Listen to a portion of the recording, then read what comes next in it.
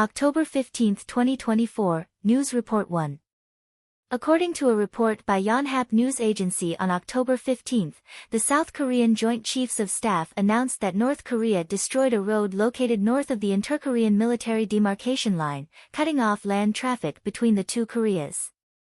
In response, the South Korean military conducted live-fire exercises south of the military demarcation line. The road destroyed by North Korea was part of a highway and railway project built with a loan of $130 million from South Korea in 2002. Although it was nominally a loan, North Korea has yet to repay it, and South Korea has not held out any hope for repayment. The situation on the Korean peninsula has suddenly worsened, believed to be related to the distribution of anti-North Korean leaflets via drones. According to a statement by the Korean Central News Agency, KCNA, on October 11, South Korea dispatched drones 3 times on October 3, 9, and 10, dropping anti-North Korean propaganda leaflets over the North Korean capital, Pyongyang. In the past, South Korean civic organizations often sent propaganda materials to North Korea using balloons, but this time the use of drones to deliver the leaflets particularly unsettled North Korean leader Kim Jong-un. Firstly, these leaflets not only reached Pyongyang via drones but also covered areas including Kim Jong-un's official residence and the office building of the Central Committee of the Workers' Party of Korea. Kim Jong-un is concerned that if drones can deliver leaflets, they might also be capable of delivering bombs. Secondly, the content of the leaflets directly targeted Kim Jong-un, with titles such as, Kim Jong-un, who only wants to line his own pockets, exposing the luxury items worn by him and his family, such as a Patek Philippe watch valued at 15 million Korean won and his daughter's Dior down jacket priced at 2.5 million Korean won, comparing the prices of these luxury items with the quantities of rice and corn. This matter infuriated Kim Jong-un, who expressed his anger through various means. His sister, Kim Yo-jong, issued statements for 4 consecutive days starting October 12, warning that if South Korea did not stop distributing leaflets, it would lead to a terrible disaster. On October 13, the North Korean Ministry of Defense ordered 8 artillery brigades on the front lines to enter a state of readiness. On the 14th, Kim Jong-un convened a National Security Council meeting to discuss the drone incident. KCNA reported that Kim Jong-un articulated a hardline political stance at the meeting, calling for the formulation of military action plans. It turns out that North Korea's strong reaction was not solely due to the leaflets themselves but rather because their content touched on Kim Jong-un's personal vulnerabilities, which triggered this tense situation. The roots of this crisis lie not in geopolitical issues but in domestic political problems within North Korea. News Report 2. According to Voice of America, the United States and the Philippines are conducting a joint military exercise called Marine Warrior Cooperation Exercise, starting October 15, lasting for 10 days. The exercises are taking place on the islands of Luzon and Palawan in the Philippines, both located in hotspot areas. Luzon is about 800 kilometers from Taiwan, while Palawan is near disputed reefs in the South China Sea. In this exercise, the United States and the Philippines each dispatched over 1,000 soldiers, while Australia, the UK, Japan, and South Korea will also send a small number of soldiers to participate. The exercise includes live-fire drills, amphibious landings, defensive operations, and training to respond to chemical and biological warfare. The U.S. Marine Corps stated that the purpose of the exercise is to help the U.S. and its allies respond to crises and emergencies. Additionally, on October 15, the Philippine government reported that on October 11, Chinese militia vessels intentionally collided with a Philippine patrol boat near the Second Thomas Shoal, causing a dent in the front right side of the patrol boat, but no casualties were reported. News Report 3. According to an Associated Press report, Vice President Kamala Harris and former President Donald Trump both appeared in Pennsylvania on October 14 for campaign events. Harris delivered a speech in Erie, located in the northwest corner of Pennsylvania, while Trump participated in an event in Philadelphia in the southeast. Pennsylvania is a key swing state with 19 electoral votes, and the two candidates have collectively conducted 46 campaign events in the state, making it a battleground. This marks Harris's 10th visit to Pennsylvania. She chose to speak in Erie, a city with a population of 94,000, where Democratic supporters are in the majority, while the surrounding rural areas have a significant number of Republican supporters. As a result, Erie's voting record is relatively neutral and is seen as a bellwether for Pennsylvania. At the rally, Harris proposed providing $20,000 in interest-free loans to African American entrepreneurs, aiming to win the support of African American male voters. She also visited Black-owned businesses before the rally, emphasizing the need to provide more development opportunities for Black men. Meanwhile, Trump held a town hall meeting at the Philadelphia Convention Center, focusing on immigration issues. He stated that border security must be addressed, proposing to increase the number of Border Patrol personnel by 10,000, and attacked Harris, claiming that if she were to serve for years, the U.S. would become an immigration camp. Currently, the electoral prospects for Harris and Trump are quite close. Notable statistician Nate Silver used a mathematical model to predict that Harris has a 51.8% probability of winning electoral votes, while Trump has 47.9%. This data indicates that the two candidates are roughly on par, but Harris's probability of winning electoral votes has decreased by 6 percentage points since September, reflecting a recent shift in the electoral landscape, with Harris's support declining and Trump's support increasing. Additionally, The Hill reported that among early voters, 51% support Harris while 43% support Trump, aligning with previous trends where early voting typically favors Democrats. Among voters in key states, Harris's support stands at 46%, while Trump's is at 48%, giving Trump a slight lead. This poll was conducted from October 11th to 13th and surveyed 3,145 registered voters. News Report 4. According to Nikkei News, the campaign for Japan's House of Representatives elections has officially begun, with candidate registration starting at 8 a.m. on October 15th and closing at 5 p.m. In this election, 9 political parties will send more than 1,300 candidates to participate, compared to 1,051 candidates in the last House of Representatives election in 2021, an increase of about 200 to 250 candidates. These more than 1,300 candidates will compete for 465 seats in the House of Representatives, which include 289 single-member district seats and 176 proportional representation seats. Voting will take place on October 27th. The most attention is focused on whether the ruling Liberal Democratic Party, LDP, can secure a simple majority of seats. According to a poll released by Kyodo News on October 14, the LDP has a support rate of 26.4%, while its coalition partner, the Komeito Party, has a support rate of 6.4%. The largest opposition party, the Constitutional Democratic Party, leads with a support rate of 33%. The survey shows that 57% of voters are concerned about issues related to the economy, employment, and inflation, 38% are focused on pensions, genetics, and housing safety, while 14.4% are paying attention to the ongoing developments regarding the LDP's political cash scandal. News Report 5. The Liberty Times reports that Taiwan's Investigation Bureau stated that the People's Liberation Army, PLA, released false information on October 14, the same day it conducted military exercises, in an attempt to coordinate a cognitive warfare effort during the exercises around Taiwan. These false messages mainly circulated on Taiwan's online forums and included 3 main points. First, there were false reports claiming that a Taiwanese gas transport ship had to turn back urgently due to encountering a PLA warship, blaming the national military for not sending forces to protect these vessels.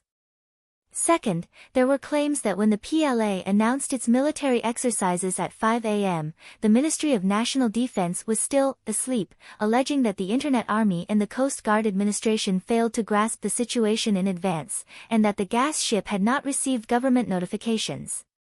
All of these were completely fabricated. The third point falsely claimed that the night before the PLA's military exercise, the captain of the Coast Guard was drinking with a group. The Investigation Bureau pointed out that China's release of these false messages aims to disrupt the normal understanding of the Taiwanese people. China's tactics for disseminating false information are similar to past methods, usually involving infiltrating networks, monitoring, and stealing accounts from Taiwanese citizens, then using those accounts to spread false information. Taiwan's side quickly clarified that this is an effective way to counter false information. Taiwan's CPC denied the claim that gas ships were intercepted by PLA warships, and President Lai Ching-te convened a national security meeting 3 hours after the PLA began its military exercise. Additionally, the Liberty Times reported that after the PLA's exercises, some Taiwanese artists working in China shared posts from CCTV about the military drills. Among them, Ouyang Nana reposted the post and commented that Taiwan has always been Chinese territory, and there is only one China. Angela Zhang also stated, the reunification of the motherland is unstoppable, while Lin Ruiyang mentioned, defending national sovereignty and maintaining national unity. These statements triggered dissatisfaction among Taiwanese netizens, with many criticizing them as selling out the country for glory, and some accusing them of going crazy. Netizens believe that while it is acceptable for Taiwanese artists to earn money in China, publicly supporting China's policies will naturally lead to condemnation. News Report 6. According to a poll released by the Taiwan Foundation for Democracy on October 15, 71% of respondents expressed aversion to the Chinese Communist Party, CCP, with only 4.1% holding a positive view, and 17% expressing indifference. This percentage has sparked discussions about the identity of the 4.1% supporters. Compared to a similar poll in October 2022, dissatisfaction with the CCP has increased by 2.8 percentage points, while the proportion of those with a favorable view has decreased by 1.4 percentage points. Excluding the 8.6% of respondents who did not respond, this means that 96% of Taiwanese people expressed dissatisfaction with the CCP. This proportion translates to approximately 13.86 million Taiwanese individuals dissatisfied with the CCP. Moreover, the survey shows that the overall sentiment among Taiwanese people towards the CCP is deteriorating. The vast majority of respondents exhibited strong disgust and aversion, with 67% opposing the notion of Taiwan being viewed as part of a shared fate with China, an increase of 5 percentage points since 2018. Additionally, 76.5% of respondents opposed Taiwan's unification with China, an increase of 12.5%. This survey was conducted from August 12 to 14 and included 1,075 Taiwanese adults. These data reflect an increasingly negative attitude among Taiwanese citizens towards the CCP, showing strong dissatisfaction with cross-strait relations. News Report 7. Radio France Internationale reports that on October 15, Taiwan's Ministry of National Defense announced that retired Major General Zhang Youxia will have 75% of his pension stopped and will have to repay relevant bonuses and medals from the past 5 years for violating the Cross-Strait Relations Act. A retired Major General's pension in Taiwan typically reaches a maximum of 100,000 new Taiwan dollars per month, meaning Zhang will face a deduction of 75,000 new Taiwan dollars and will receive only 25,000 new Taiwan dollars. In September, Zhang attended the Global Chinese Promote China's Unification and Peaceful Unification Conference in Hong Kong, which is considered a United Front activity. Reports indicate that Zhang failed to avoid standing up and listening to the singing of the Chinese national anthem during the event, which is seen as a violation of the regulations under the Cross-Strait Relations Act. According to this act, officers of major general rank and above are prohibited from participating in political activities of Chinese party-state military organizations and from paying homage to or singing the national symbols or songs of the Chinese Communist regime. This decision reflects the stricter measures taken since Lai Ching-te took office against retired military personnel with pro-China positions, showing Taiwan's increasingly clear and resolute stance on cross-strait relations. News Report 8. On October 15, the Ministry of Finance, the State Administration of Taxation, and the Ministry of Water Resources of China jointly issued the implementation measures for the pilot reform of water resources tax, deciding to implement a pilot reform of the water resources tax starting from December 1. The main contents of the measure include: 1. volume-based taxation. The water resources tax will be levied based on actual water usage rather than a one-time or generalized tax. This means that localities will need to conduct precise measurements and determine tax amounts based on water consumption. 2. Differentiated tax rates by region. In areas where water resources are severely scarce or overloaded, the tax rates for water resources will be increased to encourage water conservation and rational utilization of water resources through economic means. 3. Local government revenue. The revenue from the water resources tax will be allocated to local governments to enhance the independence and sustainability of local fiscal income. 4. Central government sets minimum standards. The central government will set a minimum standard for the water resources tax, and localities can adjust this standard to meet local economic and environmental needs. In the context of a severe economic situation in China and increasing pressure on people's livelihoods, the implementation of this water resources tax reform has garnered considerable attention. Given the general rise in public utility costs, including water, electricity, and gas, the new water resources tax will undoubtedly increase the economic burden on residents. Many are dissatisfied with the government's implementation of such measures without fully considering public opinion, arguing that this contradicts the current challenges faced by the populace. News Report 9. On October 14, Australia's Department of Health announced that starting October 21, general practitioners from New Zealand, the UK, and Ireland can register to practice in Australia directly without needing to pass the Australian College of General Practitioners exam. This policy aims to expedite the certification of foreign doctors and alleviate the shortage of local doctors in Australia. General practitioners applying to practice in Australia must meet the same standards as local doctors, including professional qualifications, language proficiency, and a clean criminal record.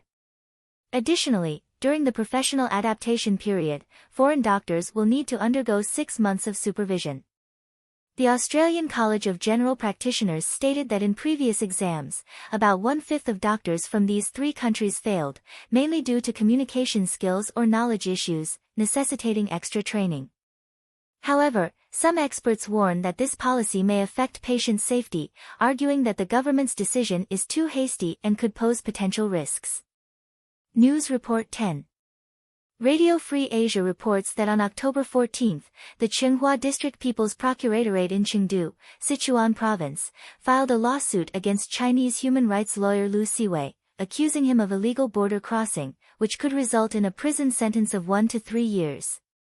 Lu's lawyer, Zhang Lei, stated that Lu does not plead guilty and is unwilling to accept a plea bargain. Lu traveled to Laos in July last year, intending to go to the United States via Thailand to reunite with his wife, but was deported to China by Laotian police in September. He was then placed under residential surveillance. On October 10 of this year, Chengdu police arrested him on charges of illegal border crossing. Currently, Lu is detained in a Chengdu detention center, where the conditions are harsh, with 27 people held in a 20-square-meter cell, making it impossible for them to rest properly. Some daily necessities that Lu's lawyer sent him were not delivered to him even 3 days later. News Report 11. During the 2 days from October 13 to 14, 9 monkeys died at the Hong Kong Zoological and Botanical Gardens in central Hong Kong, raising concerns. The Hong Kong Agriculture, Fisheries and Conservation Department has conducted autopsies and tests on the monkey carcasses to investigate the cause of death. Veterinarians indicated that the monkeys may have died from poisoning. Among the deceased monkeys, 4 were white-headed langurs, also known as white-headed gibbons, which are considered the kings of toxin resistance in nature, as they can secrete various digestive enzymes to break down different toxins. It is puzzling that, despite this ability, they were still poisoned. Hong Kong's chief executive John Lee expressed concern over this incident, given his proximity to the zoo. On October 15, he stated that he would follow up on the investigation. Notably, the Hong Kong Zoological and Botanical Gardens was established in 1871 and is one of the oldest parks in Hong Kong, with half of its area dedicated to keeping animals, including birds and reptiles. News Report 12. According to data from Japan's National Institute of Infectious Diseases, as of the week ending October 6, each medical institution in Japan treated an average of nearly 2 patients with Mycoplasma pneumonia, the highest figure since 1999. This indicates that Japan is currently experiencing an outbreak of Mycoplasma pneumonia, primarily affecting children, with symptoms including fever, headache, and prolonged coughing. The autumn and winter seasons are peak periods for Mycoplasma pneumonia, and while the symptoms are usually mild and can be treated with antibiotics, the rising number of infections has raised widespread concern. As Mycoplasma pneumonia is primarily transmitted through droplets generated by coughing and sneezing, Japan's health authorities are urging the public to enhance personal hygiene, frequently wash hands, and wear masks to reduce the risk of infection. Notably, the Japanese public is generally accustomed to wearing masks, which helps control the spread of disease.